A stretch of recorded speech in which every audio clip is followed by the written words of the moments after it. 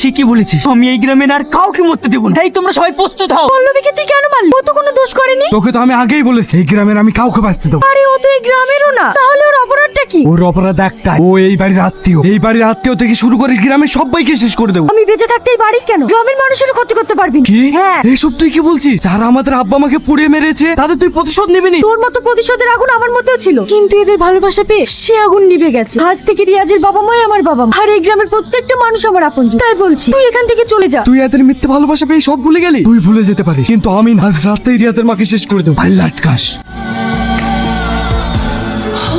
মা, কি ব্যাপার মা, এত রাতে আমার ঘরে? তুমি এখনো ঘুমাওনি? আমার ঘুম আসছে না, শুধু মায়ের কথা মনে পড়ছে। ওরে আমার সোনা, তুমি আমার কাছে আসো।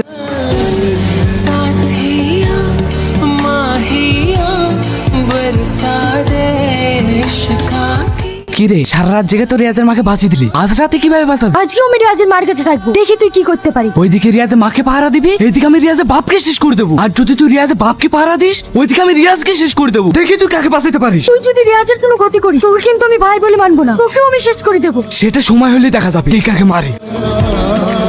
রিয়াজ, আজ আমি তোমাকে সব সত্যি কথা বলতে চাই। থাক, কিছু বলার দরকার নেই, আমি সব জেনে গেছি। তোমরা দুজনেই রাক্ষস, আমার সাথে ভালোবাসার অভিনয় করে আমার পরিবারের এই গ্রামকে শেষ করতে এসছো। হ্যাঁ, আমি রাক্ষস, আর এটাও ঠিক। আমি এখানে প্রতিশোধ নেওয়ার জন্য এসেছিলাম, কিন্তু বিশ্বাস করো, তোমাদের ভালোবাসায়, তোমার বাবা মায়ের স্নেহ আদর পেয়ে আমার মধ্যে থাকা সেই প্রতিশোধের আগুন নিভে গেছে। কিন্তু আমার ভাইয়ের মধ্যে প্রতিশোধের আগুন দাও দাও করে জ্বলছে। ও গ্রামের কাউকে ছাড়বে না। রিয়াজ, তুমি যেভাবেই হোক ওকে আটকাও। তুমি কোনো চিন্তা করো না, ও কারোর কোনো ক্ষতি করতে পারবে না।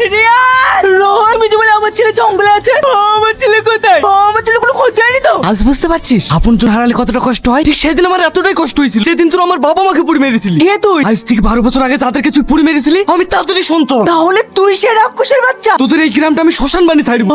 তুই না? হ্যাঁ, ও আমার বোন। শুধুমাত্র ওর কারণের জন্য তোরা এখনো বেঁচে আছিস। তোদের মিথ্যে ভালোবাসা প্রলোভনে পড়ে ও আমার সাথে শত্রুতা করেছে। ও যতই তোদেরকে বাঁচানোর চেষ্টা করুক, তোদেরকে কেউ বাঁচাতে পারবে না। রিয়াজ, ওর আব্বা রোহনে জঙ্গলে দিকে গেছে, ও ওদেরকে রাক্ষস শেষ করে দেবে। তুই যে করে হোক ওদের নিয়ে আয়।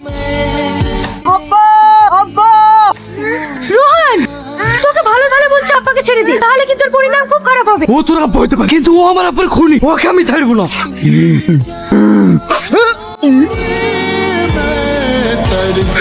তুমি ঠিক আছো তো? ওই শয়তান আমার কিচ্ছু করতে পারেনি।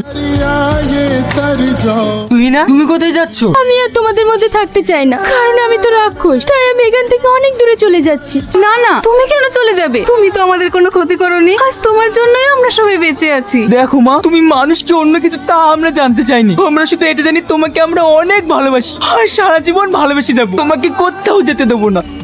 চলো মা, বাড়ি চলো।